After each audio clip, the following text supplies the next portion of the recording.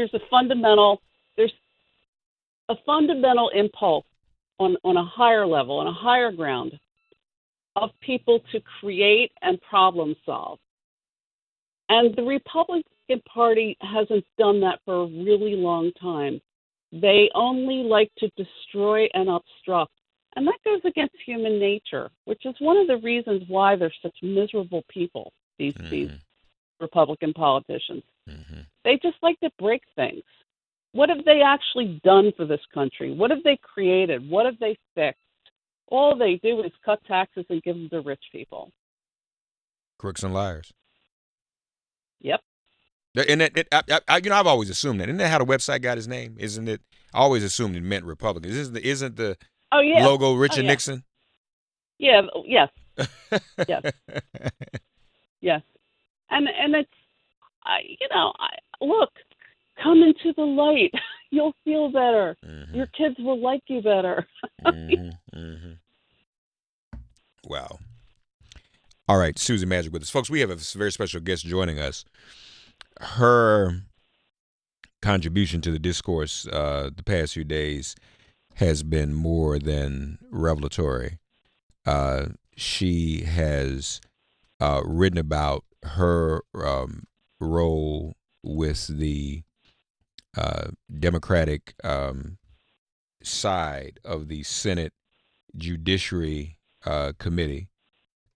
She was the chief counsel for the Democratic committee, the Democratic side of the Senate Judiciary Committee, during the time when Brett Kavanaugh was working in the White House. She wrote some of the stolen memos that Brett Kavanaugh lied to the Senate about.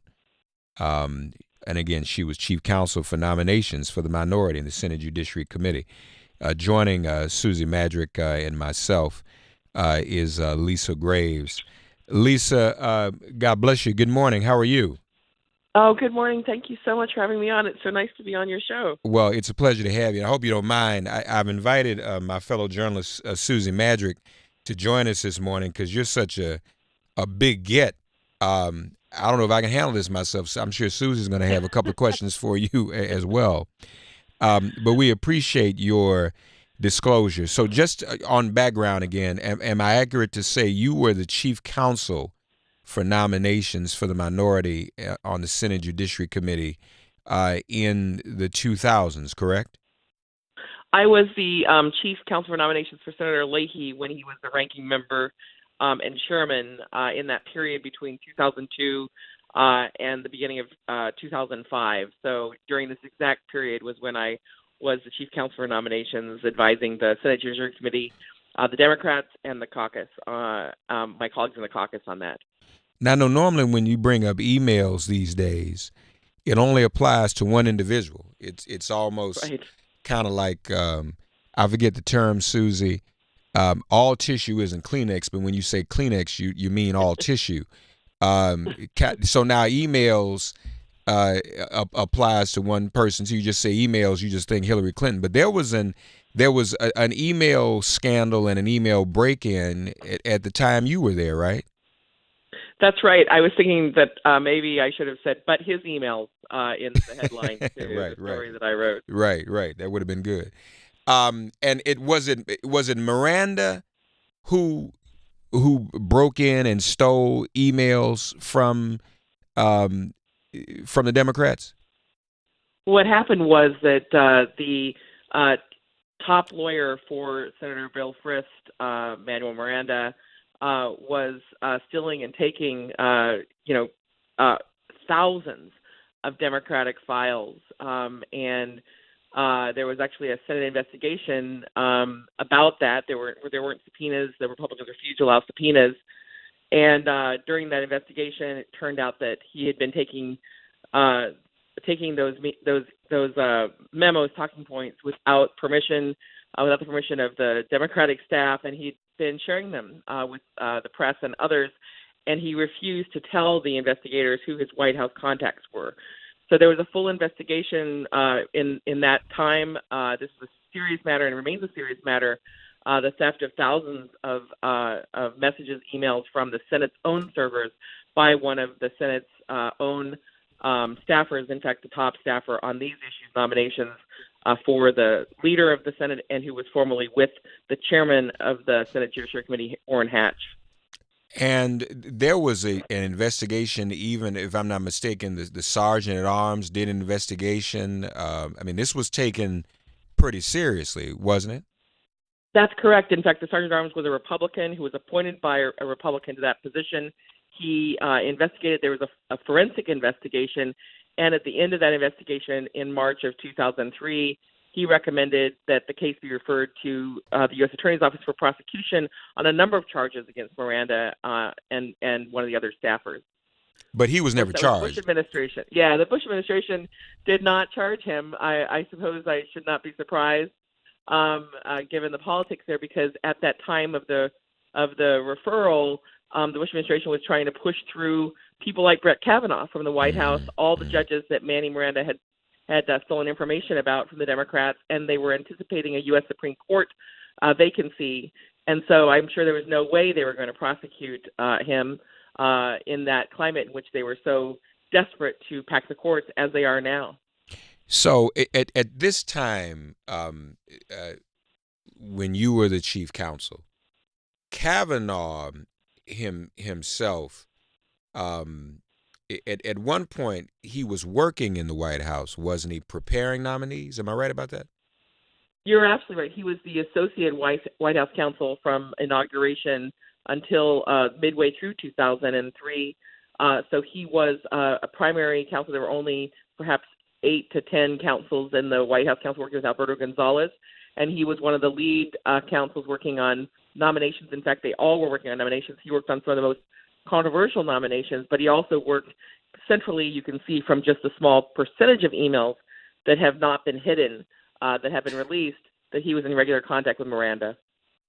And Miranda sent him emails with subject lines that even said confidential, that said spying, and Kavanaugh, your contention is, or your proof is, and I think Leahy has brought this out as well, Pat Leahy, that Kavanaugh has been lying to the Senate all along, even during his confirmation hearings as a judge, that he's had access to those emails from Miranda. He's been lying about that, hasn't he?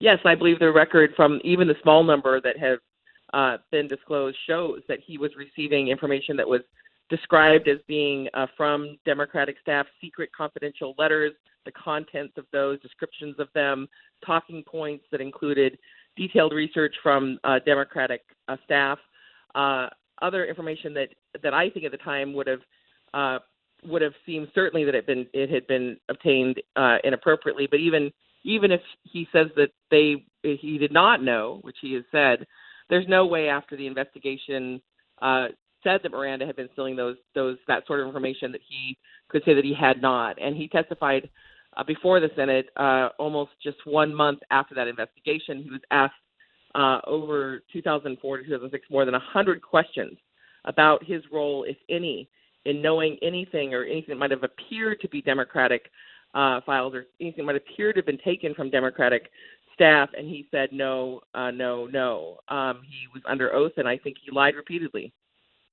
So we have a clip. This is Ted Kennedy asking him a question, and his response, you obviously would contend, would be a lie, and it seems that it was, because we now know he had those emails. Here's Ted Kennedy questioning Brett Kavanaugh in 2006, folks. Take a listen if you would. Oh, I'm sorry, there's an ad to that. Wait a minute. We'll come back to that. But he, every time he's been asked about that, even in these recent hearings, he has said that he didn't have access to those documents, correct? He said he didn't know, and then he elaborated this time in particular to say that it was typical for him to learn. It was typical. The coin of the realm, there was a lot of sharing of information between Democrats and Republicans on the Senate Judiciary Committee, and it was typical to receive information like that. But he didn't think it was suspicious because it was typical. That was totally not the case. on that committee or in that Congress on nominations in that period on these nominees in particular. We have this clip now. Here's Ted Kennedy, and then Susie, please jump right in. The documents that were taken here from the committee, and that you have the familiarity, Miranda documents, and you've indicated that you, in reviewing them, had no understanding or awareness that they had been taken, been stolen. Have you ever gone back now that you are aware of it and seen what decisions you may or might not have taken on the basis of documents that were illegally taken, to see whether you may have made some judgments or decision or reached certain conclusions now that you know that they were not properly taken? Have you ever thought, well, I ought to go back, I might have made some judgments or decisions when I was working for the president, and I ought to take a look at this since you know that these documents now were taken? Have you ever thought about that? Senator, there's a very important premise in your question that I think is incorrect, which is I didn't know about the memos or see the memos that I think you're describing. So I think. Oh, you never saw any of those? No, Senator, that's correct. I don't know. I'm not aware of the memos. I never saw such memos that I think you're referring to. I mean, I don't know what the universe of memos might be, but I do know that I never received any memos, was not aware of any such memos. So I just want to correct that premise that I think was in your question.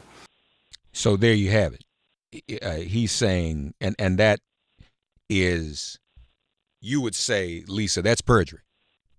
I would say so. I mean, he certainly received a paste-in of research memo, draft talking points from our research in an email from Manny Miranda. He received other documents that were, other documents and discussion of documents that were described as information that had only been distributed to Democratic counsel, and so I don't think that anyone, any reasonable person, certainly not any smart person like Miranda, would be able to say after the fact that he had not received information that from Manny Miranda that had not been stolen from Democratic files.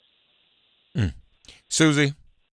And so there was never any kind of subpoena for this information? Pardon me? Like, nobody ever subpoenaed this information?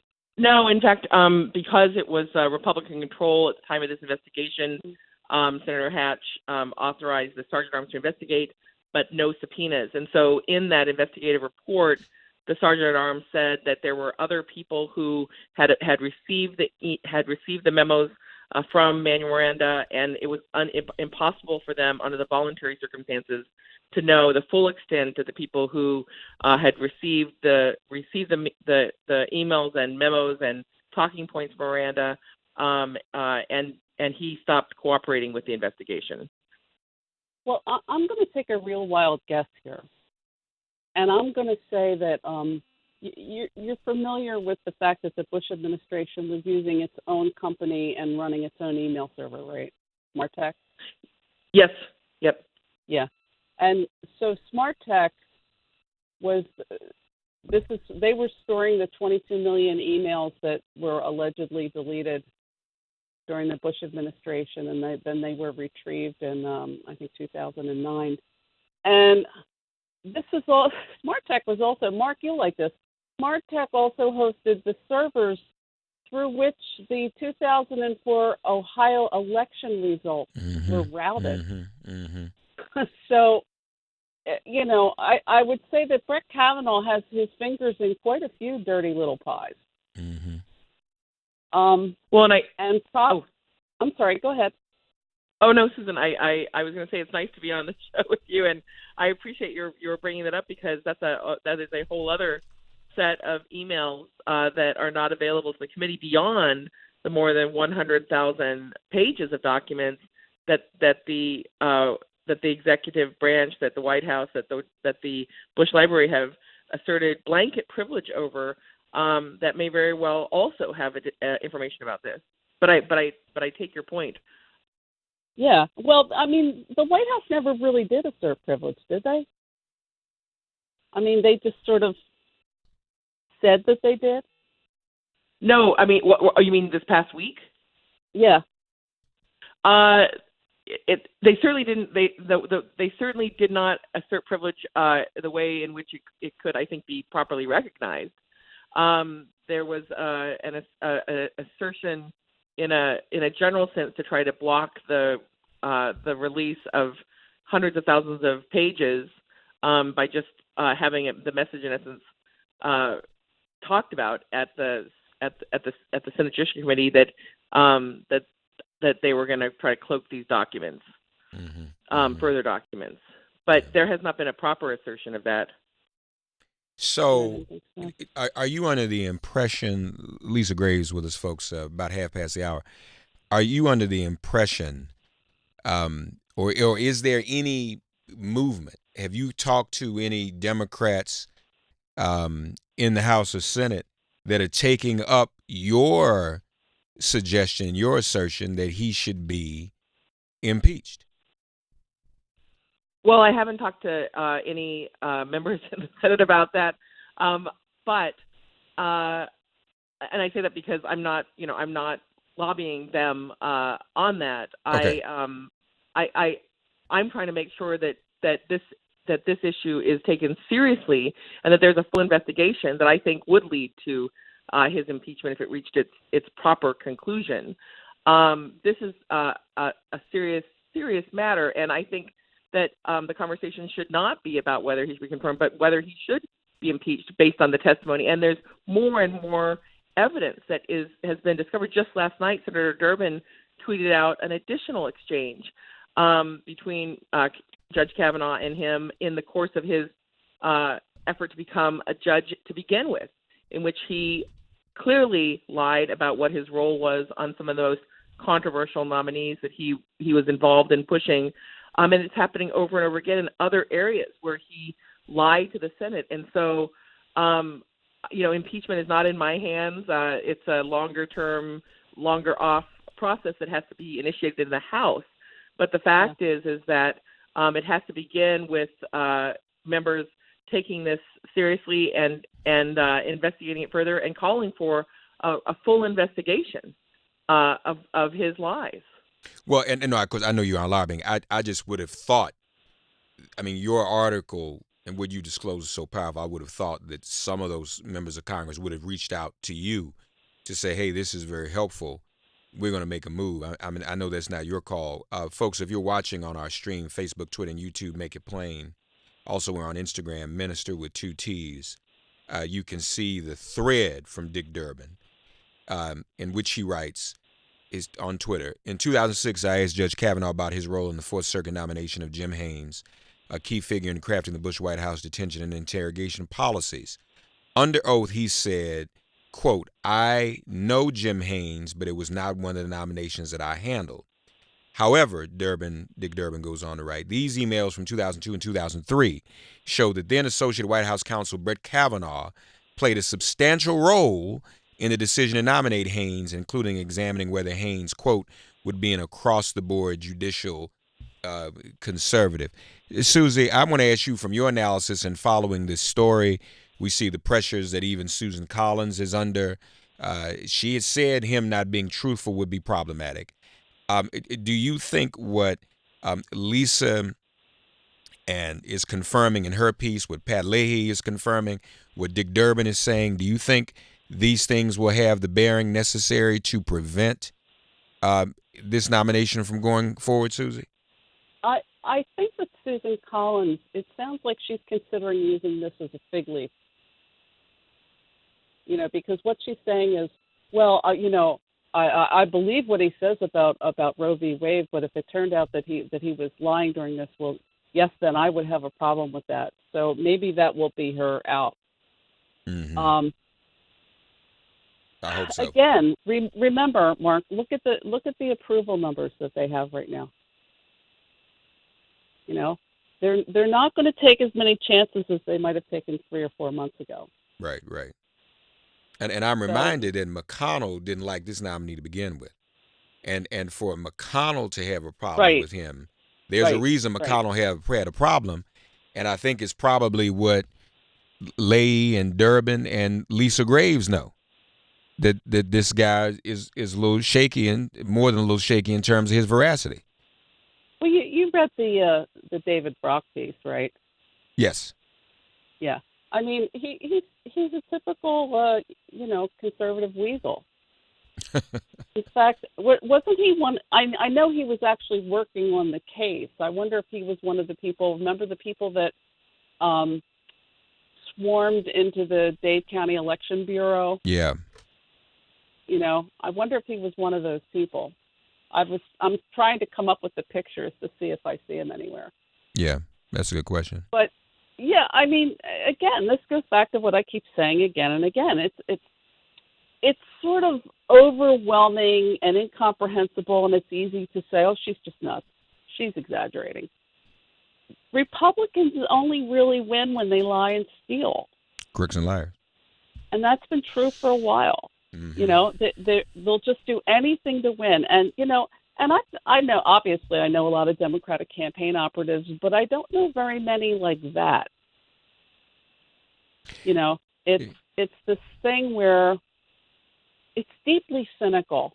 They don't deal in good faith because all they want is to get an edge. And that's a deeply cynical thing, especially for a party that tries to tie itself so closely to, the evangelical Christians. They're just users. And it really irritates me because, I'm idealistic enough to believe the principles that the United States was founded on. And not only that, just the general principle of being a decent human being. Brett Kavanaugh, I just want to tell you a story. When he started talking about, what was it during the hearing, about his volunteer work, mm-hmm. It just reminded me of years ago when I was a reporter. There was this really smarmy guy. He was a municipal bond dealer, and he was running for county council. And I was at some fundraising dinner at a Catholic hospital, and he comes over to me and he goes, oh, he says, the leader says that I need to come over and talk to you. And he starts trying to butter me up, and I'm looking at him like, look, pal, I'm just here for the free food.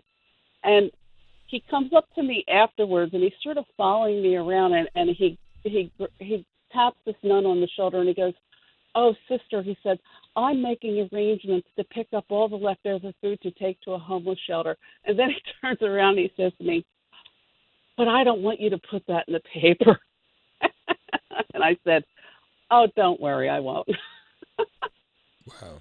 But it's that's just what Brett Kavanaugh reminded me of. Just this kind of oozy, right, smarmy, look how prayerful I am, Yeah. And I think he, the stories about volunteering, coaching the girls' high school team and all of that kind of stuff. Well, I think he was doing that to cover for Roe. Lisa, tell us what you're doing now. You've got a website you're involved in, right? Oh, that's right. I have a investigative website. It's documentedinvestigations.org, and my team investigates corporate influence on our democracy. This was unexpected, certainly for us.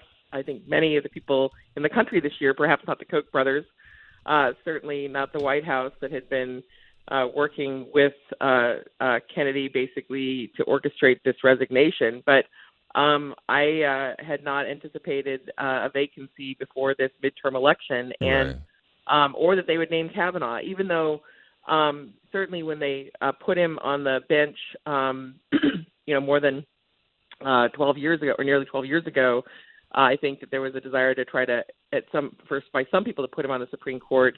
But he's extremely controversial, and it's not. My group has not been involved in nominations. This new organization. This is the first time. In fact, even before when I was leading the Center for Democracy, we weren't really involved in nominations. That was my prior work, and so in this instance, I just was so astonished to see the evidence of Kavanaugh's lies, and I know that the right wing attack machine comes after anyone who would dare to speak up. But I think that in this circumstance, with the numerous ways in which Kavanaugh was lying to the Senate, I hope that they'll take it seriously. I didn't want to I don't want to overstate my role. I'm not orchestrating No. something with the senators. They have to Right. make their own decision. I hope they'll make the right decision, because this is a man who should not be serving on the Supreme Court. I think he's someone who should not be serving on the federal judiciary in any capacity. Right. No. I don't mean to suggest that you are. I mean, you're independent now of that, but I think it's still helpful because of your role that you were able to share this and disclose. I think it's very, very important, in fact, that you have done so, and it's a great public service that you have rendered. So thank you for that. Her piece at Slate, folks. I wrote some of the stolen memos that Brett Kavanaugh lied to the Senate about. It's gone viral at Slate.com. We've tweeted it as well. Be sure you check it out, ladies and gentlemen. Please, ma'am. Please, sir. Lisa, pleasure to meet you. And folks, check out her website as well, documentedinvestigations.org. They're doing a lot of great work in terms of dealing with corporations and holding them accountable. I've looked at it. Very, very good-looking website too, Lisa.